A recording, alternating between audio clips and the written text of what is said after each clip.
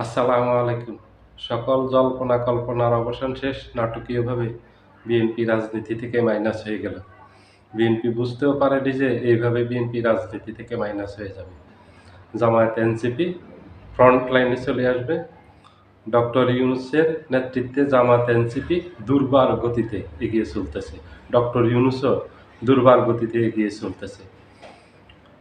গত শুক্রবার ওসমান হাদিকে গুলিবর্ষণের পর শনিবার ডক্টর ইউনূসের যমুনার বাসভবনে বিএনপি, জামাত, এনসিপিকে ডেকেছে। সেখানে বৈঠক হয়েছে।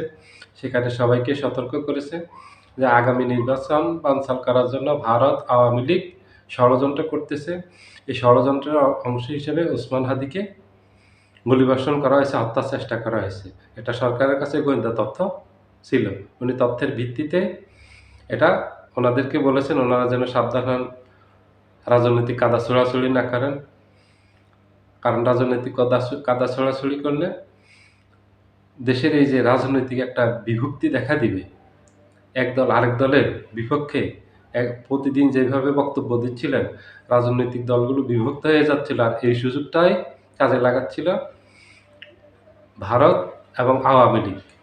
এই সুযোগেই দেশে একটা নৈরাজ্যকর একটা পরিস্থিতি তৈরি করে আগামী নির্বাচন বানচালের ষড়যন্ত্র করতেছে ভারত, আওয়ামী লীগ।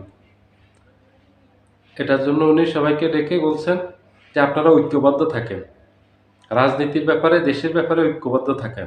আপনাদের ব্যক্তিগত দল, আপনাদের মতাদর্শ সেটা আলাদাভাবে আপনারা রাজনীতি করেন, কিন্তু রাজনীতি যেন স্থিতিশীল থাকে। এমন কিছু করবেন না, এমন কিছু বলবেন না যেন রাজনীতি অস্থিতিশীল হয়ে যায়। তাহলে এটার জন্য পুরো দেশ বিপদে পড়ে যাবে, আপনারাও বিপদে পড়ে যাবেন। সামনের নির্বাচন করা সম্ভব হবে না যদি আপনারা এইভাবে একে অন্যের বিরুদ্ধে এইভাবে এই ব্যাপক এই যে কাদা ছোড়াছুড়ি করতেছেন, এটা করতে থাকেন, অব্যাহত থাকে, তাহলে এই সুযোগটা ভারত নিয়ে আগামী নির্বাচন বানচাল করবে। কারণ ওরা বসে আছে। এটা দীর্ঘদিন থেকে আলোচনা হচ্ছে দেশে যে ভারত এই নির্বাচন বানচালের চেষ্টা করতেছে। ওসমান হাদির এই ঘটনার একদিন আগে বৃহস্পতিবার হঠাৎ করে বোমা পাঠালো শাহাবুদ্দিন চুপ্পু। ও আর রাষ্ট্রপতি থাকতে চায় না। ডক্টর ইউনূসের উপর একটা অভিযোগ দিল। ডক্টর ইউনূস ৭ মাস থেকে তার সাথে সাক্ষাৎ করে না। বিদেশি দূতাবাসগুলি থেকে তার এই ছবি সরিয়ে ফেলছে। এগুলি তো সব নাটকীয় একসাথে ঘটতেছে। তফসিলটা ঘোষণা করার ২৪ ঘন্টার ভিতরে এই জিনিসগুলো ঘটছে। এই ওসমান হাদিকে গুলিবর্ষণ করা, শাহাবুদ্দিন চুপ্পুর এসব বক্তব্য এবং গোয়েন্দা তথ্য আরও সামনে আ সন্ত্রাসী কর্মকাণ্ড চালাবে ভারত, আওয়ামী লীগ, আরও টার্গেট কিলিং করবে। দেশে একটা অস্থিরতা তৈরি করবে, অস্থিতিশীল পরিবেশ তৈরি করবে দেশে, যেটার পায়তারা করতেছে ভারত, আওয়ামী লীগ। বিএনপি ডক্টর ইউনূসের সাথে যমুনাতে সেখানে একমত হলো বিএনপি, জামাত, এনসিপি যে তার পরের দিন ইনকিলাব মঞ্চে গিয়ে শাহবাগে তারা ঐক্যের প্রতিরোধ সমাবেশ করবে, সেখানে সব দল যোগদান করবে। তাতে কি হবে?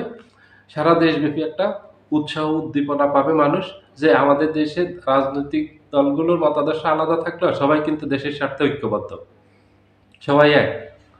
তাহলে এটা আওয়ামী লীগও ভয় পাবে, ভারতও ভয় পাবে। যে না, ভারত আওয়ামী লীগের ব্যাপারে কেউ কাউকে ছাড় দিবে না। ভারত আওয়ামী লীগের ব্যাপারে সবাই ঐক্যবদ্ধ। জামাতও একই, এনসিপিও, বিএনপিও ঐক্যবদ্ধ। এই ৩ টা দল ঐক্যবদ্ধ থাকলে সবাই এমনিতে ঐক্যবদ্ধ। কারণ এই ৩ টা দলই সবচেয়ে বড় এবং এদের রাজনৈতিক ভ্যালু আনে। বিএনপি করল কি? এই ঐক্যের সমাবেশে যোগদান করল না। ঘোষণা দিল যোগদান করবে, কিন্তু তারা যোগদান করেনি। না করে কি করলো? তারা সেখান থেকে পিছিয়ে পড়ল। এখান থেকেই মাইনাস হয়ে গেল। ডক্টর ইউনূসও যা বুঝছেন বিএনপি কি করতে চায় বাংলাদেশে, বর্তমানে কি করতে চায় এবং ভবিষ্যতে কি করতে চায়, বিএনপি কি চায়। এজন্য বিএনপিকে মাইনাস করে একদম নাটকীয়ভাবে এসব সিদ্ধান্ত হলো। বিএনপিকে মাইনাস করে সরকার আগামী যতদিন ক্ষমতায় আছে নির্বাচনের আগ পর্যন্ত ওইভাবে চালিয়ে যাবে। বিএনপিকে আর কোনো ধরনের সুযোগ দেওয়া হবে না, ডাকা হবে না।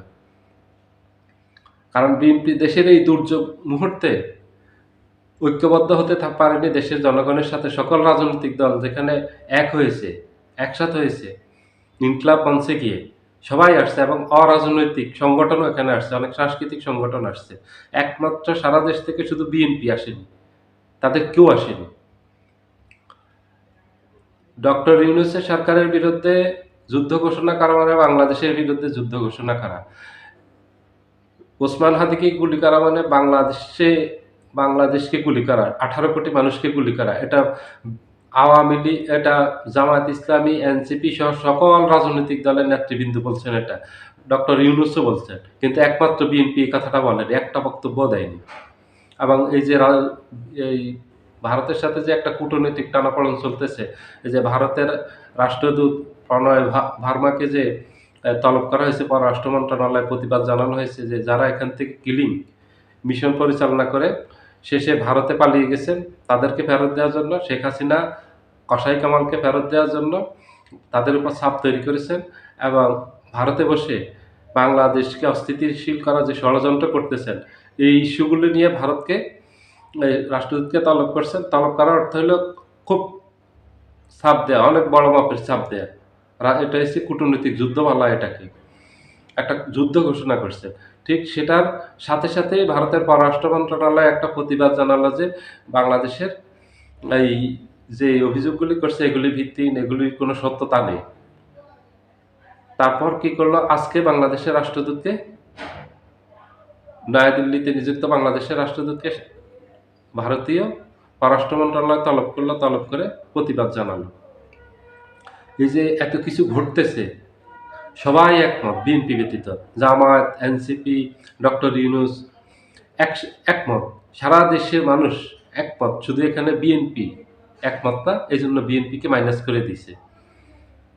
গত সোমবার থেকে, পরশুদিন থেকে বিএনপিকে একেবারে মাইনাস করে দিয়েছে ডক্টর ইউনূস। যেহেতু ঐক্যের সমাবেশে যায়নি। বিএনপি জাতির সাথে ঐক্যবদ্ধ না। বিএনপি হলো ভারতের স্বার্থে, আওয়ামী লীগের স্বার্থে ঐক্যবদ্ধ, এজন্য বিএনপিকে বাদ। নাটকীয়ভাবে বিএনপি মাইনাস হয়ে গেল। বিএনপিকে আর মাইনাস করতে হলো না। নিজেরা নিজেদের ভুলে রাজনীতি থেকে মাইনাস হয়ে গেল গা। ফাইনালি এটা একেবারে ডক্টর ইউনূস আর দেখবেন যে সামনে বিএনপিকে কোনো পাত্তাই দিবে না। কারণ নির্বাচন না হলে ডক্টর ইউনূসের কোনো ক্ষতি নেই। নির্বাচন না হলে জনগণের ক্ষতি হবে, দেশের ক্ষতি হবে। সবচাইতে বড় ক্ষতি হবে বিএনপির। কারণ বিএনপির গত ১৬ মাসের কর্মকাণ্ড সবার মুখস্থ হয়ে গেছে সাধারণ জনগণের। বিএনপি দেশের ব্যাপারে, বিএনপির বিন্দুমাত্র আগ্রহ নেই দেশের উন্নয়নের ব্যাপারে, দেশের মঙ্গলের ব্যাপারে। বিএনপির শুধু আগ্রহ নির্বাচন, নির্বাচনের মাধ্যমে বিএনপির দলীয় স্বার্থ হাসিল হবে, বিএনপির নেতাদের ভাগ্যের উন্নয়ন হবে, মঙ্গল হবে, আর কারো কিছু হবে না। এজন্য বিএনপি বাংলাদেশেরও পক্ষে না, আমাদের স্বাধীনতা সার্বভৌমত্বেরও পক্ষে না। বিএনপির দলের স্বার্থে, ব্যক্তির স্বার্থে এবং ভারত আওয়ামী লীগের স্বার্থে বিএনপি রাজনীতি করে। ভারত আওয়ামী লীগকে নিয়ে বিএনপি বাংলাদেশকে লুটেপুটে খেতে পারবে। বিএনপির চিন্তাভাবনা হলো এটা, মানসিকতা হলো এটা। এতদিনে এটাই বুঝে গেছে। এজন্য বিএনপিকে মাইনাস করে দেওয়া হয়েছে। বিএনপিকে আর কোনো কিছুতে ডাকা হবে না সামনে। বিএনপি একা হয়ে গেছে। বিএনপি এতিম হয়ে গেছে। এটাকে এখন হাই হাই পার্টি বলা হয়, এটাকে এতিম পার্টি বলা হয়। কারণ তার সাথে এখন কেউ নেই, জোটও ভেঙে গেছে, এতিম হয়ে গেছে এবং তার পাশে দেশের মাঝে তার কোনো বন্ধু নেই। তার বন্ধু হইছে ভারত, আওয়ামী লীগ, পলাতক, ধিক্কৃত, ঘৃণিত এই আওয়ামী লীগ এবং যে ভারতকে এত ঘৃণা করে সেই ভারত। সবাই ভালো থাকবেন। আল্লাহ হাফেজ।